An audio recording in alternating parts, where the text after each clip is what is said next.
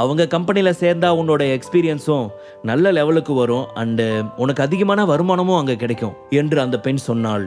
மேக்னா பார்ப்பதற்கு மிடுக்கான உடையுடன் அதிக பணத்திமிருடனும் அதே சமயம் பார்ப்பதற்கு மிக அழகாகவும் தெரிந்தாள். ஹாய் சுரபி, நானும் உன்னை பற்றி ரீசெண்டாக நிறைய கேள்விப்பட்டிருக்கேன். ஆமாம், நீ இப்போ எங்கே இருக்க? இவ சொன்ன மாதிரி தான், நீ இந்த மாதிரி ஸ்டார்ட் அப்பில் இருந்து கஷ்டப்படுறதை விட எங்கள் ஃபேமிலி மாதிரி ரொம்ப பாப்புலரான ஒரு கம்பெனியில் ஜாயின் பண்ணி உன்னுடைய கரியரையும் ஃபைனான்ஸையும் நிறைய டெவலப் பண்ணிக்கலாம் இல்லையா? நாங்கள் எல்லாரும் சொந்த காரில் வந்து இறங்கினப்போ நீ மட்டும் சாதாரண டாக்ஸியில் வந்து இறங்குற. இதுவே நீ எந்த லெவலுக்கு லோக்கலாக இருக்குன்னு ரொம்ப நல்லாவே தெரியுது என்று மேகனா சிரித்து கொண்டே சொன்னாள். அவள் தாஜ் ஹோட்டலில் இருந்து கிளம்பிய பொழுதே ஜெனரல் மேனேஜர் கண்ணன் அவளிடம் அவளுக்கென தனியாக ஒரு கார் அனுப்புவதாக சொன்னார். ஆனால் சுரபிக்கு அந்த ஆடம்பரத்தில் எல்லாம் ஆர்வம் இல்லாததால் டாக்ஸி பிடித்தே இந்த இடத்திற்கு வந்தாள். அதன் விளைவு இப்படி ஆகும் என்று அவள் யோசிக்கவில்லை. ஒருவேளை அப்பொழுது இப்படியெல்லாம் நடக்குமோ என்று யோசித்திருந்தால் கண்ணன் அவளுக்காக ஏற்பாடு செய்த காரிலேயே வந்து இறங்கியிருப்பாள். இப்படி ஒரு அவமானமான பிரச்சனையை தவிர்த்திருக்கலாம் என்று அவள் மனதிற்குள் யோசித்தாள். ஆமா சுரபி, நீ ஏதோ பிஸ்னஸ் பண்ணிக்கிட்டு இருக்கிறதா சொன்னியே, அது உன்னோட ஃபேமிலி ஸ்டார்ட் பண்ணி வச்ச கம்பெனி தானே?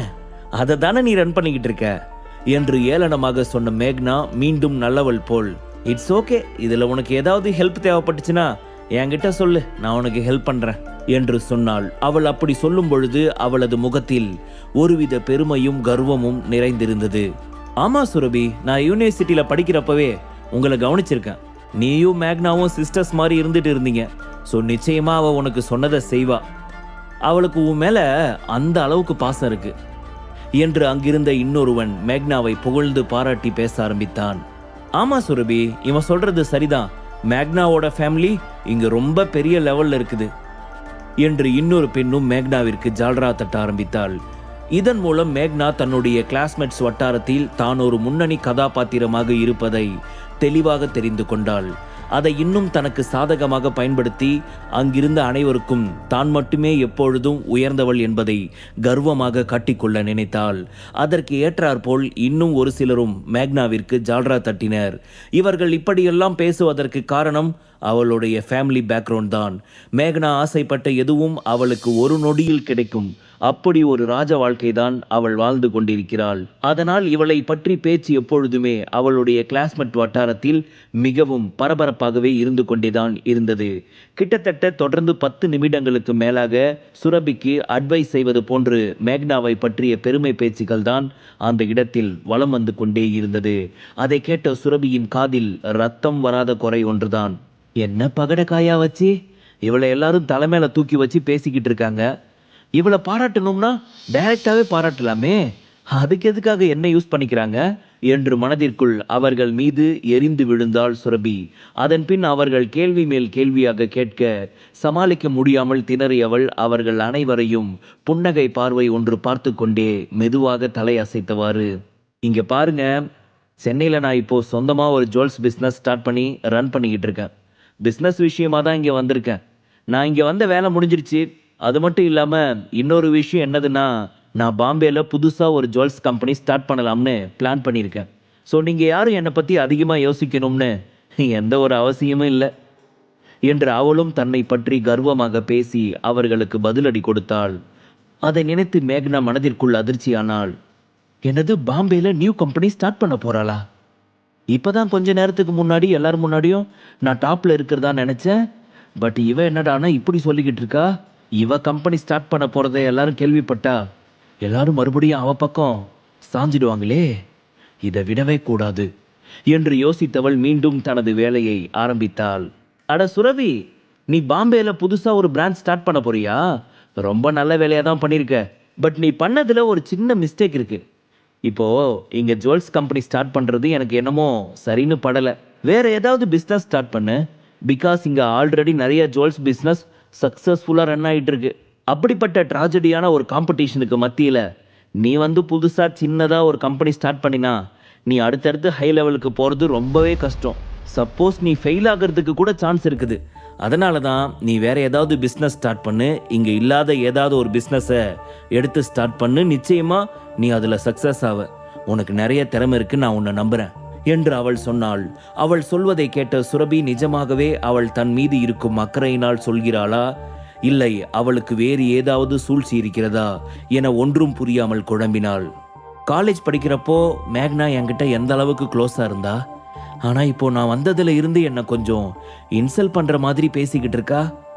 ஒருவேளை மேக்னா மாறிட்டாலோ, இல்ல நாம ஏதோ அவளை தப்பா புரிஞ்சுக்கிட்டோமா? இப்ப கொஞ்ச நேரத்துக்கு முன்னாடி என்கிட்ட அவ கொடுத்த அட்வைஸ் உண்மையானதா? நிஜமாவே அவ என் மேல இருக்கிற கேரிங்ல தான் சொல்லிக்கிட்டு இருக்கிறாளா என்று மனதிற்குள் குழம்பினாள் சுரபி. என்ன சுரபி யோசிச்சுட்டு இருக்க? நான் கொடுத்த ஐடியா உனக்கு பிடிக்கலையா என்று மேக்னா கேட்க, அப்படிலாம் ஒன்றும் இல்லை மேக்னா, நீ என் மேல இருக்கிற கேரிங்ல தானே இதை சொல்றேன்னு எனக்கு புரியுது. பட் என்னோட ஹஸ்பண்ட் தான் எனக்காக இந்த ஜுவல்ஸ் பிஸ்னஸ் ஸ்டார்ட் பண்ணி கொடுத்துருக்கிறாரு. அவருக்கு பாம்பேல நிறைய ஃப்ரெண்ட்ஸ் இருக்காங்க. அவங்க எல்லாருமே என்னோட ஹஸ்பண்ட் மூலமா எனக்கு ஹெல்ப் பண்றதுக்கு தயாரா இருக்காங்க. ஸோ நீ சொல்ற மாதிரி டிராபேக்ஸ் நடக்கிறதுக்கு சான்ஸ் இருக்காது. அண்ட் எனிவே உன்னோட இந்த கேரிங்கான அட்வைஸ்க்கு ரொம்ப தேங்க்ஸ். அதில் எனக்கான கேரிங் இருக்கிறத நான் பார்த்தேன். பட் நான் ஜுவல்ஸ் கம்பெனி ஸ்டார்ட் பண்ணணும் அப்படின்றதுல ரொம்ப ஸ்ட்ராங்கான முடிவில் இருக்கிறேன். நிச்சயமா நான் அதில் சக்ஸஸ் ஆவேன் என்று சுரபி தீவிரமாக சொன்னாள். என்னது, உன்னோட ஹஸ்பண்ட் பிசினஸ் ஸ்டார்ட் பண்ணி தர போறாரா? அந்த அளவுக்கு உன்னோட ஹஸ்பண்ட் வெல் செட்டில்டு பர்சனா? பட் சுரபி, நீ சென்னையில் யாரோ ரொம்ப லோக்கலான ஒரு ஆளை மேரேஜ் பண்ணிக்கிட்டதா தானே நான் கேள்விப்பட்டேன். ஆனா நீ என்னடானா உன் ஹஸ்பண்டை இந்த அளவுக்கு உயர்வா பேசிக்கிட்டு இருக்க? அப்படின்னா நீ அந்த லோக்கலான ஆளை கழட்டி விட்டுட்டு வேற யாராவது பிசினஸ் பர்சனை செகண்ட் மேரேஜ் பண்ணிக்கிட்டியா என்று நாக்கில் நரம்பில்லாமல் சுருக்கென்று கேட்டாள் மேக்னா.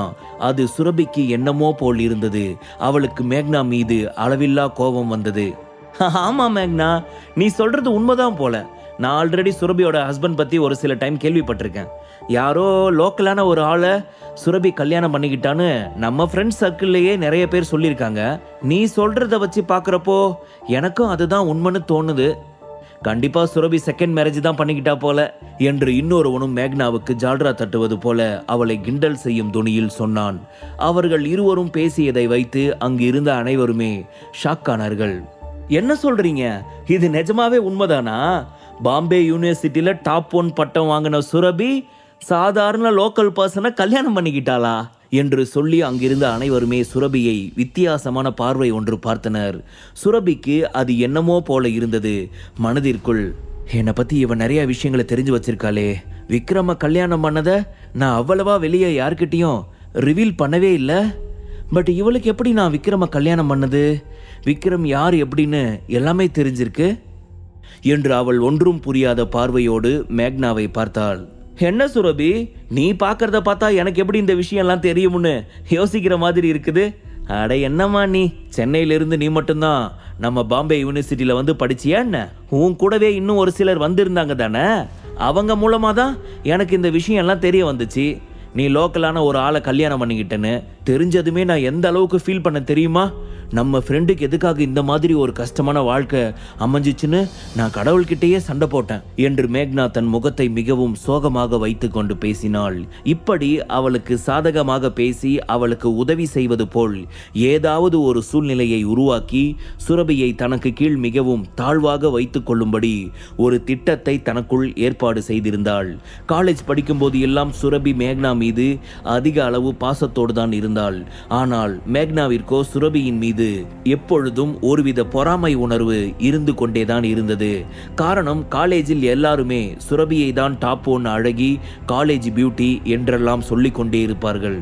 அது மட்டும் இல்லாது அவள்தான் காலேஜ் டாப் 1 ரேங்க் ஹோல்டராகவும் இருந்தாள். இதையெல்லாம் பார்த்த மேக்னா தன்னை விட எந்த விதத்தில் சுரபி உயர்ந்து விட்டாள் என்று, அவளுக்கு மட்டும் இப்படி ஒரு பேர் இருக்கிறதே என்பதை அடிக்கடி யோசித்து ஒவ்வொரு சமயமும் சுரபி மீதுள்ள பொறாமை உணர்வை வளர்த்து கொண்டேதான் இருந்தாள். இன்று வரை சுரபி மீது அவளுக்கு இருக்கும் பொறாமை உணர்வு சிறிதும் குறையாமல் வளர்ந்து கொண்டேதான் இருந்தது. அதற்கான மருந்தை இப்பொழுது போட்டுக்கொள்ளலாம் என நினைத்துதான் இப்படியெல்லாம் சுரபியை தனக்கு கீழ் கொண்டு வந்து தான் தான் உயர்ந்தவள் என்று காட்டிக்கொள்ளலாம் என நினைத்திருக்கிறாள் மேக்னா. நீ பேசுறதெல்லாம் பார்க்கறப்போ நீ என்னை பத்தி தப்பா நினைச்சிட்டு இருக்கன்னு நினைக்கிற மேக்னா. உன்கிட்ட என்னை பத்தி சொன்னவங்க நான் லோக்கலான ஒரு ஆளை கல்யாணம் பண்ணிக்கிட்டதா தானே சொல்லியிருக்காங்க. பட் முழுசா என்னை பத்தி எதுவுமே சொல்லலையே. என்னோட ஹஸ்பண்ட் எந்த அளவுக்கு நல்லவர் தெரியுமா? நிஜமாவே என்னை அவர் ரொம்ப நல்லா தான் பார்த்துக்கிறாரு. எப்பவுமே என்னை கஷ்டப்பட விட்டதே இல்லை. நான் என்ன ஆசைப்பட்டாலும் அதை அவர்கிட்ட சொல்றதுக்கு முன்னாடியே என் மனசுக்குள்ள இருக்கிறது என்னன்னு தெரிஞ்சுக்கிட்டு நான் கேட்காமலேயே அவர் எனக்கு பண்ணி கொடுத்துட்டு இருக்கிறாரு. அந்த அளவுக்கு அவர் என்னை ரொம்ப நல்லாவே பார்த்துக்கிட்டு இருக்கிறாரு. இப்போ பாம்பேல பிஸ்னஸ் ஸ்டார்ட் பண்ணுறதை பற்றி கூட நான் ஒரு அளவுக்கு தயங்கினேன். ஆனால் அவர் எனக்கு ரொம்ப மோட்டிவேட் பண்ணி கூடிய சீக்கிரத்தில் நான் இங்கே பிஸ்னஸ் ஸ்டார்ட் பண்ணுறதுக்கான எல்லா ப்ராசஸையும் அரேஞ்ச் பண்ணிக்கிட்டு இருக்கிறாரு. கிட்டத்தட்ட முடிஞ்சிருச்சுன்னு கூட சொல்லலாம். ஸோ நீ என்னை பற்றி தேவையில்லாமல் ஃபீல் பண்ணி கஷ்டப்படணும்னு எந்த ஒரு அவசியமும் இல்லை என்று சிரித்து கொண்டே மேக்னாவிற்கு பதிலடி கொடுத்தாள் சுரபி. என்ன சுரபி, இப்படியெல்லாம் ஏதாவது பேசி எங்களை சமாதானப்படுத்தலாம்னு நினைக்கிறியா? நீ சொல்கிறதெல்லாம் அப்பட்டமான பொய்ன்னு எங்களுக்கு ரொம்ப நல்லாவே தெரியுது. பாம்பேல பிஸ்னஸ் ஸ்டார்ட் பண்ணுறது ஒன்றும் அவ்வளவு சாதாரணமான விஷயமே இல்லை. பட் நீ அதை ஈஸியாக பண்ண முடியும்னு நினச்சிக்கிட்டு இருக்கியா? நிச்சயமாக முடியாது.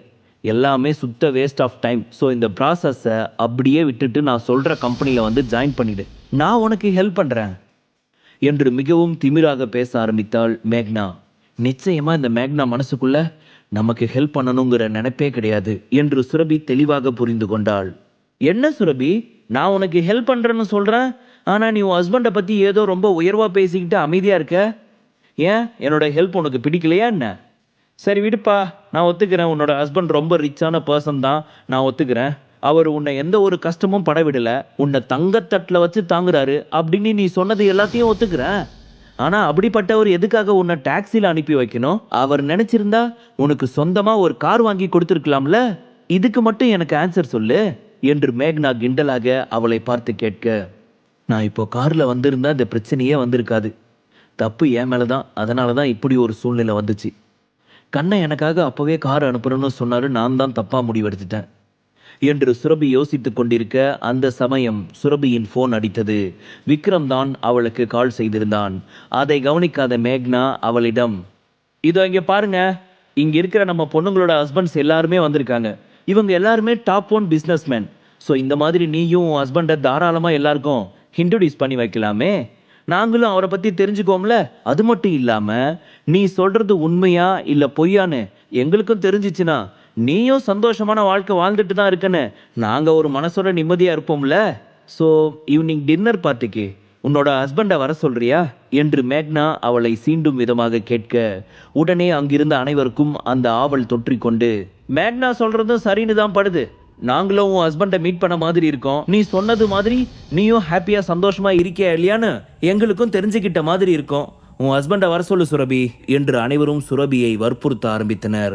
ஆனால் சுரபியின் மனதிற்குள் விக்ரமை இங்கு அழைக்கலாமா வேண்டாமா என்று ஒரு குழப்பம் தோன்றியது.